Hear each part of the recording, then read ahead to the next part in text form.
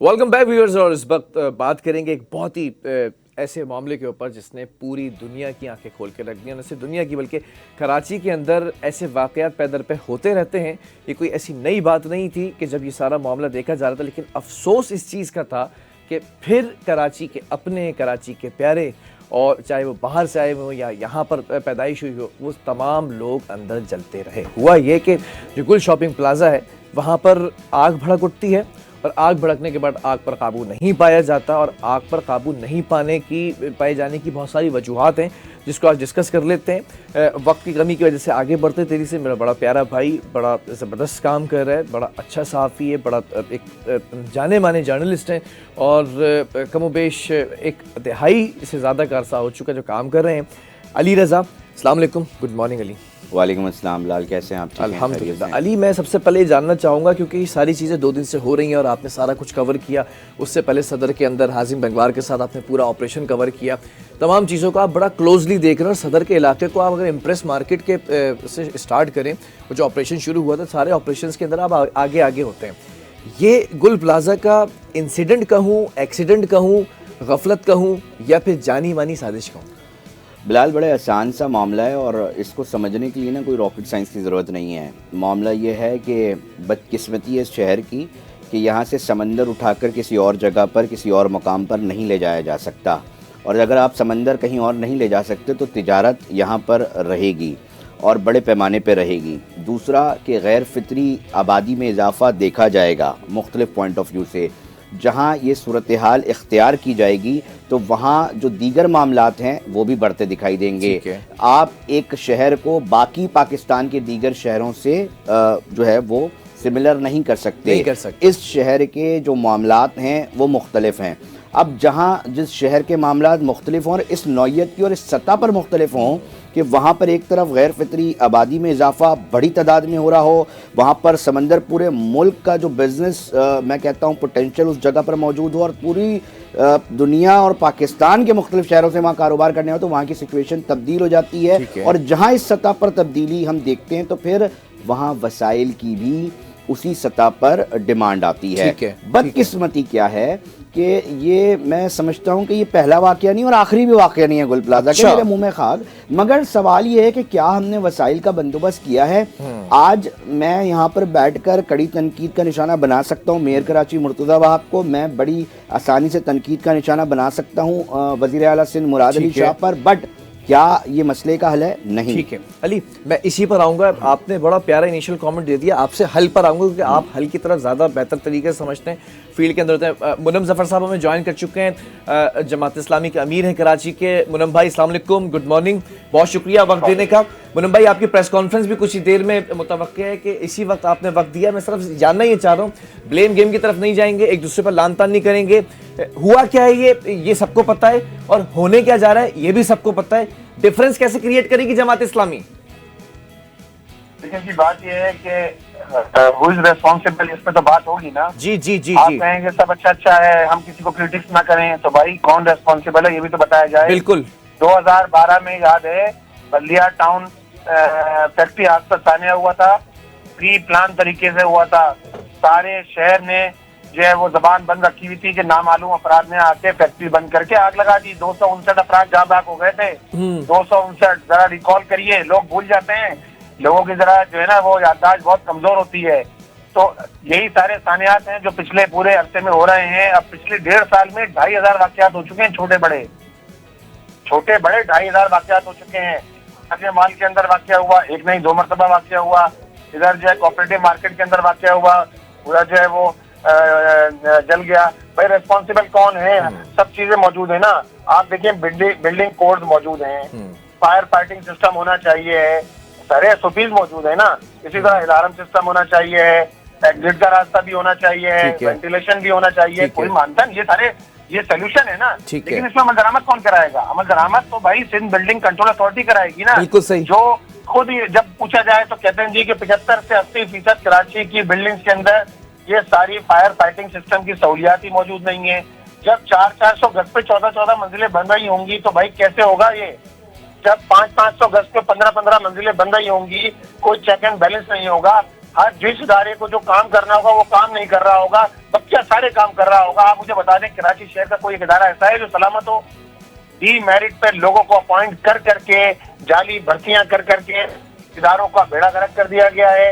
पहले इदारों में ऐसे लोग मौजूद होते थे जिनको नो हाउ होती थी चीजों के हवाले से, एक्सपर्ट्स होते थे मौजूद। आज उनकी भी कमी है और हर होने वाला वाकया बिल्कुल ओपन कर देता है सारी सिचुएशन को कि भाई आप कहाँ खड़े हैं इस वक्त। तो आप देखिए ना इस शहर के अंदर ये जो वाकया हुआ है, अब 20 टेंडर इस्तेमाल हो रहे हैं, 3 से 4 स्नार्कल इस्तेमाल हो रहे हैं। शुरू में 2 थे, अब 3 से 4 हो गए, जिसमें नेवी का भी शामिल हो गया।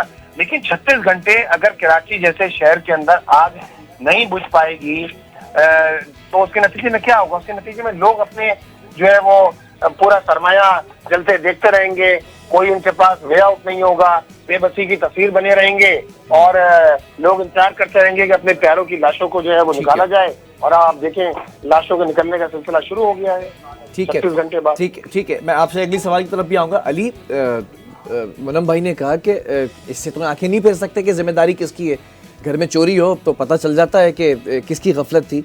अब यहाँ पर तो इस कराची शहर के अंदर हम देखते हैं कि ये वाक़यात होते हैं। मेयर साहब भी कल आए, उन्होंने कहा कि ये ब्लेम गेम का टाइम नहीं है, हम सिर्फ अभी जाने बचाने की कोशिश कर रहे हैं, जबकि कुछ नहीं बचा सके। जो जलना था वो जल गया और जो बचा सकते थे वो भी जल गया। तो इस वक्त जो मुनम भाई ने कहा है कि जिम्मेदारी का तयन तो होना चाहिए ना।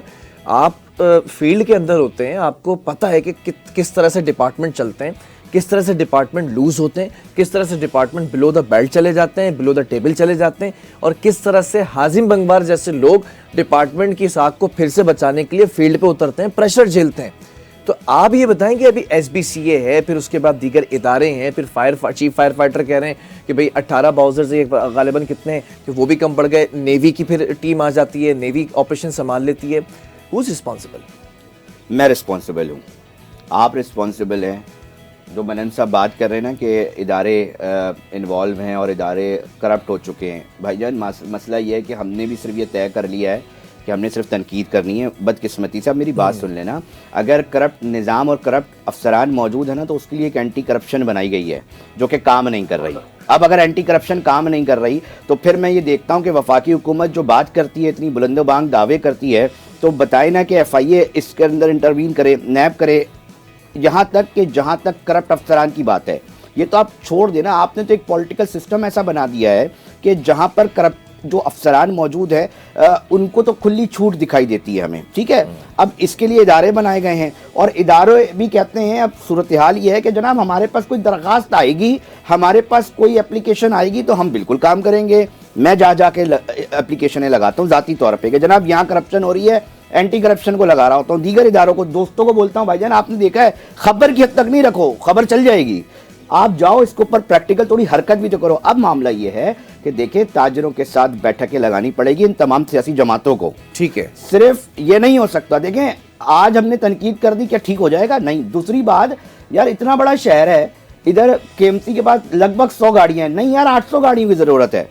बात यह है कि ये 800 गाड़ियां और उसके ऊपर जो मशीनरी का निज़ाम आएगा पीछे, जो ड्राइवर्स और उसके ऊपर ये हैवी फंड्स तकाजा कर रहे हैं कि हैवी फंड्स चाहिए। मैं फिर कहता हूं कि ठीक है, वफाकी हुकूमत कहती है 18वीं तरमीम के बाद जो है वो सूबाई मामलात है, मगर फिर मैं ये कहता हूं कि अगर आपने सारा सूबे को दे दिया है तो फिर यहाँ से जो टैक्स कलेक्शन होती है उसके अंदर आप ये नहीं कहते कि 18वीं तरमीम सिर्फ टैक्स भी सूबे को जाना चाहिए। जब आप टैक्स कलेक्ट कर रहे हैं और आप इख्तियार रखते हैं, ताकत रखते हैं, तो आपके पास कानूनी रास्ते मौजूद हैं। आप नहीं है तो आप बना सकते हैं कि कम से कम ये फेडरल पोजीशन रखता है कराची, पूरे पाकिस्तान को चला रहा है। मैं बार बार कह रहा हूं कि इसको आप दीगर शहरों की तरह नहीं डील कर सकते। मैं बार बार ये फिलहाल ये कह रहा हूं और बताने की कोशिश कर रहा हूं कि इस शहर के अंदर अगर करप्शन का बाजार गर्म है तो एंटी करप्शन में कार्रवाइयां होते दिखाई दे।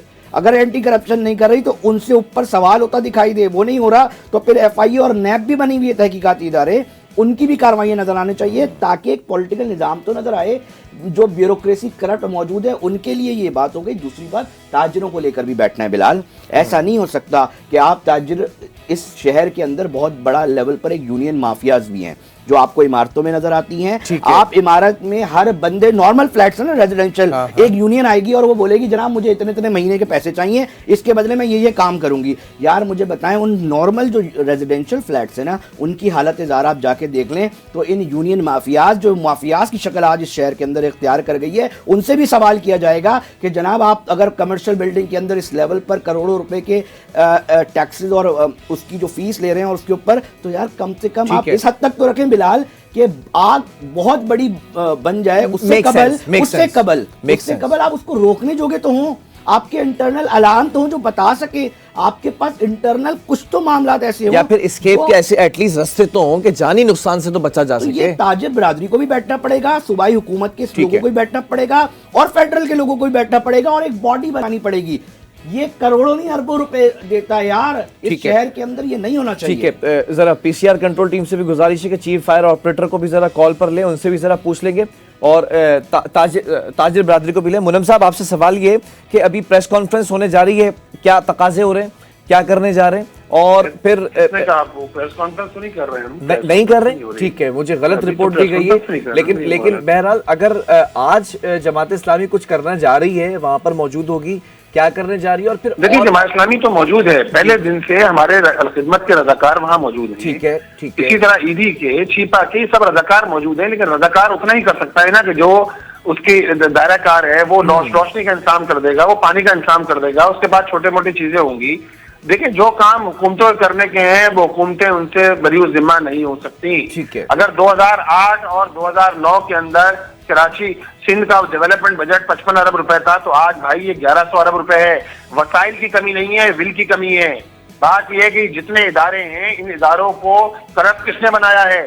जब चोरों पर मुश्तमिल सिस्टम होगा और वो सिस्टम ले जाकर इस्लामाबाद में बिठा दिया जाएगा, तो फिर आप इससे क्या तवक्को रखेंगे? अभी आप देखिए ना, एक महीने पुरानी बात है, अभी शोर हो रहा था कि ताजिरों को भत्ते की पर्ची मिली। तो भाई क्या हुआ? उसके बाद क्या हुआ?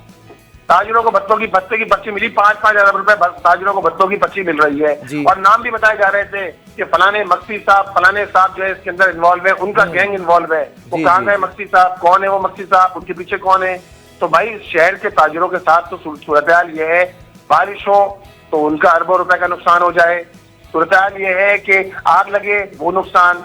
तो भाई ये कोई मैकेनिज्म तो होता है ना। हुकूमत किस चीज का नाम होती है, मैनेजमेंट किस चीज को कहते हैं, इंसानियत किस चीज को कहते हैं, कि आप कहीं किसी को अकाउंटेबल करें, कोई सिस्टम बनाएं, और सिस्टम जो है वो फिर सिस्टम इस चीज का नाम होता है कि वो इम्प्लीमेंट कराता है चीजों को। ऐसा नहीं होता कि लोग जो चाहे करते रहें, जो चाहे करते रहें, तो फिर सिस्टम तो नहीं हुआ ना। तो अभी जो ताजिर बिरादरी इस वक्त बिल्कुल बेयारो मददगार हो चुकी है, बेबस हो चुकी है, कितने खानदान उजड़ चुके हैं, इसके लिए फिर कोई पॉलिसी होनी चाहिए। इसके लिए हिकमत अमली में जमात इस्लामी कितना जोर डालेगी? अभी जो लोग जमीन पर आ गए ना, अभी जो लोग जमीन पर बिल्कुल यानी जीरो पर आ गए ना, जिनका कारोबार तबाह हो गया, तो उनके कारोबार को के लिए उनको हेल्प आउट करना ये तो हुकूमत की जिम्मेदारी है ना। वफाक भी इसमें ताउन करे, सूबा भी इसके अंदर ताउन करे, जो ताउन किया जा सकता है हुकूमतें अपनी सतह पर इसमें हुकूमत की, मुनम भाई हुकूमत की जिम्मेदारी है, लेकिन आप एक सियासी जमात हैं, एक बड़ी सियासी जमात हैं।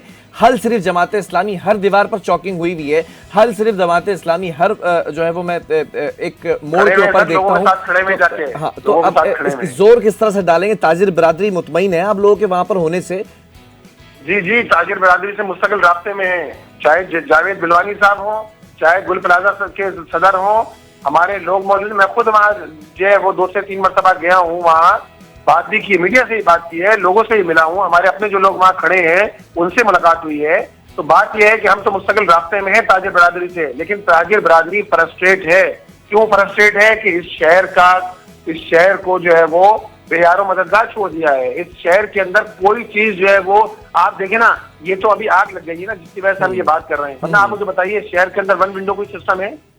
इस शहर में कोई 1 विंडो सिस्टम है? 200 फायर स्टेशन होने चाहिए, 28 फायर स्स्टेशन है, 2 अरब रुपए का बजट जो है वो होना चाहिए, तो उससे भी शदीद कम। 2 अरब रुपए का बजट तो मौजूद है इस वक्त। 50 फायर टेंडर्स क्या इस शहर का पूरा एक स्ट्रक्चर है उसको संभाल सकते हैं? अली, आपसे जरा सवाल है कि अभी आपने देखा था कि कई अरसा पहले टिम्बर मार्केट में आग लगी, फिर उसके बाद बोल्टन में आग लगी, तो उस वक्त सिराज कासिम तेली साहब हुआ करते थे और दूसरा नाम जुबैर मोतीवाला साहब थे। तो उस वक्त सिंध हुकूमत इनके साथ खड़ी हुई थी, कंपनसेशन हुआ, ताजिरों को दोबारा से खड़े होने का मौका मिला। तो क्या यही चलता रहेगा? आग लगेगी, जाने जाएंगी, घर बर्बाद होंगे, खुद कफालत करने वाले लोग जो है वो ज़मीन के अंदर चले जाएंगे। एक तो है ना ज़मीन पर आ गए लोग, मुलम साहब कह रहे हैं, मैं तो कह रहा हूँ कि कुछ लोग तो ज़मीन के अंदर जा चुके हैं इनकी गफलत की वजह से। फिर वो पैसे दे दिए जाएंगे, कंपनसेशन हो जाएगा, मामला इसी तरह खामोश हो जाएगा। बिलाल, मुझे बहुत अच्छा लगता कि इस साने के वक्त ना, जब ये आग लग रही थी, हमने देखा कि जहाँ रेस्क्यू अपना काम कर रही थी तो वहाँ पर बड़े बड़े प्रोटोकॉल के साथ उस मुकाम पर गवर्नर साहब भी आए, दीगर सियासी जमात इस्लामी वहाँ पर मौजूद थी, बयानबाजियाँ सिलसिला जारी है, आज की तारीख तक जारी है। बिल्कुल सबको पता है, बच्चे को भी उठाएंगे ना तो उसको पता है कि कहाँ का लैकिंग है और क्या क्या मसाइल हैं। अच्छा। ऐसा नहीं है आप किसी गली मोहल्ले वहाँ पे वो भी बता देगा यार मसले हैं, मसाइल का हल भी तो पेश करें ना। हमें पता है पाकिस्तान मसाइलिस्तान बन गया है। मामला ये है कि देखें, इसको आप डिनाई नहीं कर सकते कि कितना अच्छा कि ये भी एनवायरनमेंट हमें दिखे कि मनम साहब पकड़ के ताजरों को बिठाए मेयर के आगे, सीएम के आगे, और एक कोलैबोरेशन नजर आए, पॉजिटिविटी नजर आए कि यार ये शहर के मसले का हल कैसे निकाला जाए। मतलब बात समझिएगा कि अगर आप लाहौर की तरफ जाए ना तो वहाँ के जो शहरी इंतजामिया हो, बल्दियाती लोग हों, वो भी वन एजेंडे पे होते हैं, चाहे किसी भी सियासी जमात के साथ। ठीक है, बात समझिएगा। सूबाई सतह के अरकान असेंबली मुंतखब बॉडी हो, वो शहर की तरफ देख रहे होते हैं। बात यह है कि यहाँ पर शहर के ऊपर बात तो की जा रही होती है, मगर ऐसा महसूस होने लगा है कि सिर्फ तनकीद की हद तक। उसके नताइज देखे जाए, देखिए आवाम अगर जमात इस्लामी कर रही है, कोई बात कर रही है और उसके अगर नताइज नहीं आ रहे तो बताएं ना, फिर उसका तो कोई फायदा नहीं है एक आम आदमी को। सवाल ये है कि जनाब सबको बैठना पड़ेगा, छोड़े जी तनकीद, अब इस मसले का हल निकालें। ठीक है, यार पॉजिटिव जेस्चर तो नजर आए इस शहर के लोगों को, सिर्फ लड़ाई झगड़े। ठीक है, अली रजा एक अच्छे साफी हैं। मुनम भाई, जरा एक सजेशन आया है, क्या ताजिर बिरादरी आपके साथ तो है, ताजिर बिरादरी को लेकर हुकूमत की तरफ मार्च करेंगे, उनके साथ बैठेंगे? मार्च नहीं यार, बैठक लगाएं यार। इसको ये पढ़ना है, वफाकी हुकूमत के साथ लड़ते हैं, सूबाई हुकूमत से लड़ते हैं, सबके साथ मिलकर बैठ के एक कोई तो चीज निकालें। ताजिर बिरादरी को भी समझाएं कि जनाब जहां जहां नहीं है, जहां जहां अब बचाया जा सकता है, उसके ऊपर इंप्लीमेंटेशन शुरू हो। यार फायर अलार्म लगाया जाए। आपको बजट की जरूरत है, ये शहर आपके लिए खड़ा हो जाता है। यार इस शहर की एक आवाज दो तो शहर डोनेशंस के नाम पर खड़ा हो जाता है, अपने लोगों को बचाने के लिए नहीं खड़ा होगा। मुझे बताएं लो, मगर वो एनवायरनमेंट ही नहीं बन रहा।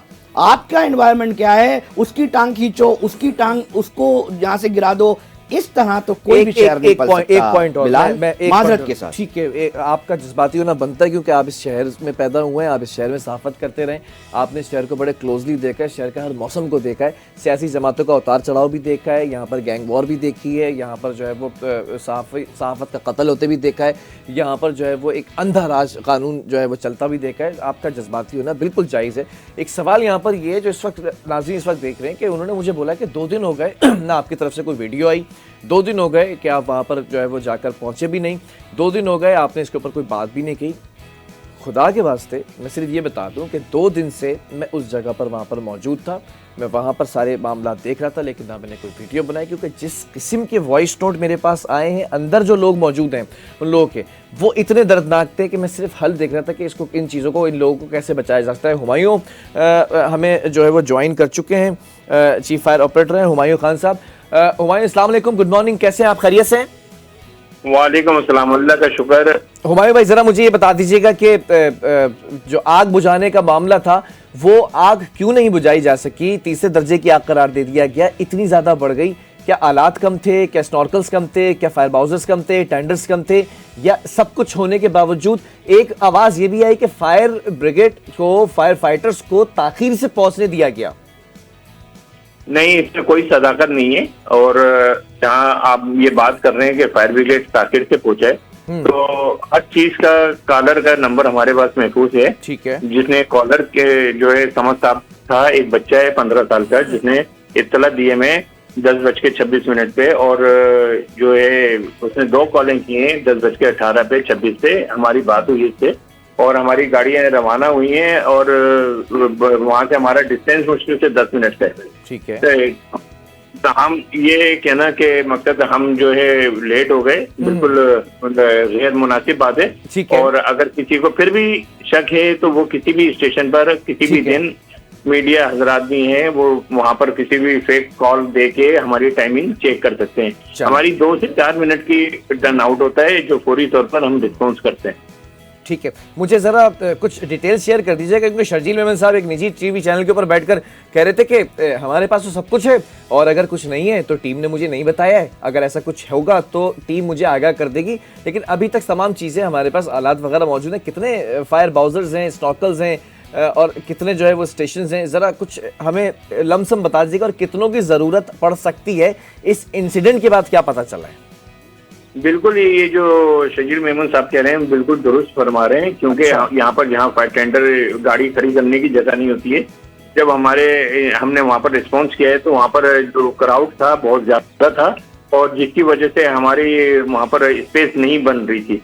और क्राउड में जो अपना जो ये शॉपिंग मॉल है ये 2.25 एकड़ के ऊपर है, जिसमें ग्राउंड और फर्स्ट पे जो शॉप्स हैं 1200 के करीब वो मुकम्मल जल रही थी। और जिस पर हमने जब रिस्पॉन्स किया तो हर दुकानदार की ये पाइप खींच के अपनी दुकान की जानिब भाग रहा था और कोई एसओपी को फॉलो नहीं किया गया, क्योंकि वहां पर होता ये है कि खुदा न खास्ता जब इस तरीके के इंसिडेंट होते हैं तो इस क्राउड का काम ये है कि आने वाले फायर टेंडर या एम्बुलेंसेस के लिए रूट बेहतर करे और एक उनको स्मूथ माहौल दे, ताकि फायर फाइटर जो हैं और रेस्क्यू इदारे जो हैं वो मुकम्मल अपने सलाहियतों के साथ अपने काम सर अंजाम दे सकें। ठीक है, हुमायूं भाई वजह क्या पता चल रही है? बेसमेंट में आग लगी है या कोई ऐसी खबर आ रही है? अभी तक कोई रिपोर्ट, कुछ शुबा जाहिर किया जा रहा है कि लगाई गई है? नहीं, इसमें देखें मैं कोई बात भी आपसे शेयर नहीं कर सकता क्योंकि मेरा वो डोमेन नहीं है। ये तमाम चीजें इन्वेस्टिगेशन इदारे जो हैं बाद में सॉल्व आउट करेंगे कि पहले आग कहाँ लगी और चौकीदार कहाँ था। हमारा काम जो है फायर फाइटिंग है और ऑडिट है। पिछले भी मरतबा जो मेयर कराची मुर्तज़ा वहाब साहब ने ऑडिट कराया था 23-24 में हाई राइज बिल्डिंग में काफी आगे लगी थी, लेकिन जब हमने अपना ऑडिट किया है और लोगों को मैसेज दिया है तो ये समझेंगे 2025 में एक भी बड़ी फायर नहीं हुई है हाई राइज में, जिससे ये मैसेज मिलता है उन्होंने काफी चीजों को बेहतर किया है। ताहम फैक्ट्री की आगों का रेशो बहुत ज्यादा रहा। ईपी जोन में 3 नंबर तकरीबन 3 फायर्स हुई और मार्केटों में, क्योंकि इलेक्ट्रॉनिक मार्केट में भी आगे लगी हैं और अब यहाँ पर जो फायर्स हुई हैं तो कोशिश यही है कि कम से कम जो हैदरी मार्केट है या इलेक्ट्रॉनिक मार्केट सदर है या ये अपना गुल प्लाजा है, इसके बाहर जो पथारे जो इतने ज्यादा होते हैं तो एसओपी का तो वहीं पर ही ये समझे कि वायलेशन हो जाता है। तो बाकी बात क्या करें, अभी पिछले महीने में भी गुल प्लाजा के सामने 5th फ्लोर पे फायर हुई थी और वहां पर जो वहां के मार्केट सदर हैं वो भी मौजूद थे, बहुत ज्यादा अप्रिशिएट किया। और आज भी मकसद वहां पर सिर्फ अगर ग्राउंड रियलिटी आप देखें तो वहाँ सिर्फ केएमसी फायर सर्विस ही आपको नजर आएगी और केपीटी वहां पर मौजूद है, डबल टू के लोग भी आए, लेकिन जिस तरीके से केएमसी अपना यानी कि एक शहरी सर्विस होने की जिम्मेदारी निभा रही है और ये इत्तला भी हमें 1/6 में मिली है जो कि एक इंटरनेशनल लाइन है। चले ठीक है, हुमायूं भाई बहुत शुक्रिया। अली मैं बताऊं कि मैंने बात सुनी बिलाल, बदकिस्मती में फिर बार बार कह रहा हूँ थोड़ी आइडियलिस्टिक अप्रोच से निकल के रियलिस्टिक अप्रोच के ऊपर आते हैं यार। कभी अब हमें हादसों पे रिएक्ट कैसे करना है ना, हम शायद वो भी कहीं भूल गए, मुर्दा हो गए हम। अब यार देखो ना, ये बात मैं ये पॉइंटर्स बना रहा था ना कि इस टॉपिक पे बात करना, तो ये बहुत इंपॉर्टेंट बात है कि आप मुझे बताएं कि जिस मुकाम पर आग लगी है ठीक उस मुकाम पर हमारे एक बैरिस्टर दोस्त हैं, उन्होंने अपना ऑफिस बनाया था उस दूसरी बिल्डिंग में, गया हुआ था 15 मिनट पहले निकला हूँ, समझिएगा बात। और मुझे एक बिल्डिंग से जो 5वीं बिल्डिंग है जो कि एक गली के अंदर है उस पर आधा घंटा लग गया। अब मेरी बात समझिएगा यार कि बिलाल देखें, मामला ये है कि एक तरफ आग लगती है तो आप अंदरूनी गलियों की हालत देखेंगे तो टूट फूट का शिकार बुरी तरह, आप वहाँ पर ट्रैफिक का निज़ाम देखेंगे आप मतलब बदतरीन निज़ाम वहाँ पर ड्राइव है, फिर फतारे यार। फिर जब आपको ऐसे वाक़े की इत्तला मिलती है तो आप एक बहुत बड़ा मजमा चला जाता है। फिर दूसरी बात मैं बार बार जो मैं कह रहा हूँ ना कि सियासी लोगों को भी अवॉइड करना चाहिए। अब वो प्रोटोकॉल के साथ आ रहे हैं, वो गाड़ियाँ, मतलब एक तंग गलियाँ हैं। इस्लामाबाद में रहने वाला अगर कोई सुन रहा हो, फिर एक चीज आप भूल गए, फिर ये जो खुदा के वास्ते ये जो यूट्यूबर्स है ना और ये जो अपनी छोटी छोटी दुकानें लेकर सिर्फ उस रश के अंदर खड़े होते हैं। मैंने बाकायदा तौर पे, मुझे याद है आयशा मंजिल के ऊपर आग लगी थी बिल्डिंग के अंदर, पूरी बिल्डिंग जो है वो जल गई थी, जो मल्टी फॉर्म की बिल्डिंग थी जहाँ पर उस वक्त भी यही कंप्लेन आई थी जो हुमायूं खान साहब ने कहा कि लोग रास्ता नहीं दे रहे थे फायर बाउजर्स को, फायर टेंडर्स को, फायर फाइटर्स को जो है वो जाने का मौका नहीं मिल रहा था। अपनी गाड़ियां रोक के वीडियोस बना रहे हैं। अब देखें बिलाल, देखें अब मैं ये जो बात कर रहा हूँ ना कि अब रिएक्ट कैसे कर रहे हैं। देखिए तनकीद करना सबसे आसान है, जलेगा ना तो मेरा शहर जलेगा, मेरे शहर के लोग जलेंगे, मुझे इस चीज़ का दर्द है। मैं आज तनकीद करने बैठूँ, धज्जे उड़ा सकते हैं, आपको पता है। मगर तनकीद के साथ साथ हमें सोल्यूशन के ऊपर भी बात करनी पड़ेगी। KMC के अंदर जमात इस्लामी भी मौजूद है, अपोजिशन में एडवोकेट साहब हैं, सैफुद्दीन साहब, ये बैठे मेयर के साथ, मेयर बैठे इनके साथ, ताजिर बरादरी बैठे इनके साथ, और बोले जनाब क्या मामला है, इसको और नैरो करके देखें। दुकानों की सतह पर भी हम जो देखें आग लगती है, एकदम से धमाका होता है, पूरी इमारत नहीं जाती, स्टार्ट होता है कहीं से, टाइम लगता है, 1 से 2 घंटा दरकार होता है। अब मामला यह है कि उस सतह पर जाने के लिए कम से कम पूरे कराची को नहीं कर सकते, तो कम से कम जो ताजिर हैं, उनके लोग हैं, उनको अवेयर करें, उनको फायर ड्रिलिंग करवाएं, एक अवेयरनेस पॉइंट ऑफ व्यू से उनको सिखाएं, उनकी हर एक दुकान पर एक आलात मौजूद हों आग से बचने के लिए, वो उसको इस्तेमाल करना जानते हो, उनको बाकायदा तौर पे ये सिखाया जाए कि निकलना कैसे है। उसके बाद जब आप फर्स्ट एड फर्स्ट एड की भी तो एक अहमियत है ना यार बिलाल, फर्स्ट एड क्यों दिया जाता है मुझे बताओ? अस्पताल तो मौजूद है, मगर फर्स्ट एड की अपनी एक अहमियत है, पहुंचने तक के साजो सामान कर सके कि कम से कम। अब उसके अंदर ताजिर बरादरी आए बैठे, अगर कहीं फंड्स की कमी है, सैफुद्दीन साहब जो एडवोकेट है KMC के अंदर, वो कह रहे हैं मैं जमा करता हूं। ठीक है अली, एक फंड्स के अंदर वक्त लग जाएगा। एक सवाल और बड़ा इंपॉर्टेंट सवाल है, एक शख्सियत टीवी पर आते हैं, कामरान टिसोरी साहब से वो हम कलाम होते हैं, पीछे अरशद वोरा साहब खड़े होते हैं, वो हम कलाम होते हैं। वो शख्सियत जो है वो गुल प्लाजा के मेरा ख्याल मुजम्मिल नाम है, सदर हैं, वो एक रोना धोना मचा दिया जाता है, एक कोहराम मच जाता है। कुछ नाक़दीन की राय ये भी सामने आ रही है, और ये इसके ऊपर ज़रा सवाल करना बनता है कि 5,000 रुपये फ़ी दुकान जो है वो मेंटेनेंस ली जाती है। दुकानदारों ने भी ये शिकवा जाहिर किया। अब 1200 के करीब दुकानें तो अगर आप लगा लें तो ये लाखों में रकम बन जाती है। एक महीने के अंदर अगर लाखों रुपए रकम मेंटेनेंस की मद में ली जा रही है, मेंटेनेंस उस बिल्डिंग की हो क्या रही है, सबसे पहला सवाल। और दूसरी बात मैं आपसे सवाल इसीलिए कर रहा हूँ क्योंकि आपके पास इसका जवाब मौजूद है। दूसरी बात, ये पैसा जमा हो जाता है, मेंटेनेंस नहीं हो रही है, तो फिर आकर रोने धोने का जवाब क्या बनता है? पकड़ा तो उस शख्स को जाए ना सबसे पहले। मैं बार बार कह रहा हूँ ये हादसा आगे भी होने हैं, मेरी बात समझिएगा। सर्दियों में कोई ना कोई वाक़या ऐसा रिपोर्ट होता है, हर साल का कराची की बदकिस्मती है मामला। मैं बार बार ये कह रहा हूँ कि सबसे पहले सबको मिलकर ताजरों के साथ बैठना चाहिए, लॉबिंग करनी चाहिए। जमात इस्लामी के भी लोग ताजर हैं, उनके साथ भी बेहतर अंदाज में पीपल्स पार्टी के लोग भी हैं, MQM के भी है। ये सियासी मसला नहीं है यार, मेरे शहर का मसला, ये मेरा मसला है, आपका मसला है भाईजान।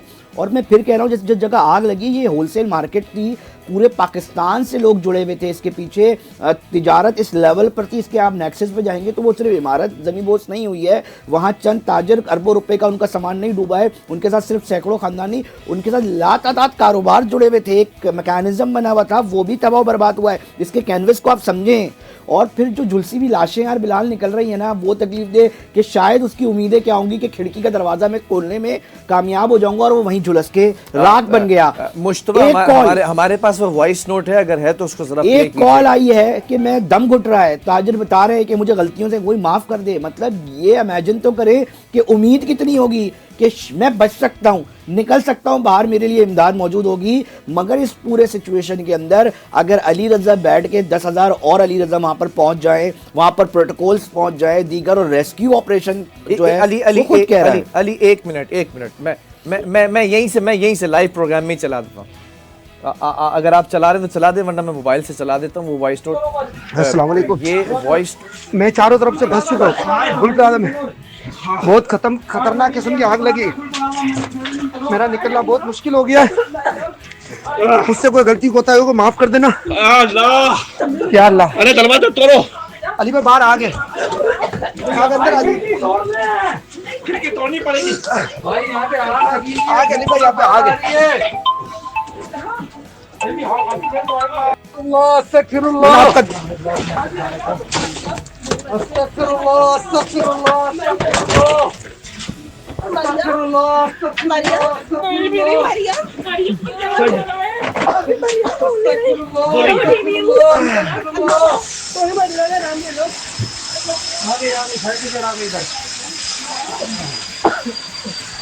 अस्तगफिरुल्लाह अस्तगफिरुल्लाह। अली ये वॉइस नोट है कि वो कह रहा है कि मैं कि वो कह रहा है, और ये लड़के ने अपने वालिद साहब को भेजा है वॉइस नोट। यार दिल फट गया होगा उस वालिद का मैं बाहर नहीं निकल पाऊंगा, मुझे माफ कर दीजिएगा अगर कुछ गलती हुई हो। और यहाँ पे सब जो है वो फंस रोंगटे चुके हैं। खड़े होने और लग पीछे खातून की आवाज़ आ रही है, जब खातून भी वहाँ पे दुकानों की होती थी, वो खातून कह रही हैं मरियम कहाँ है, मेरी बेटी मरियम कहाँ है।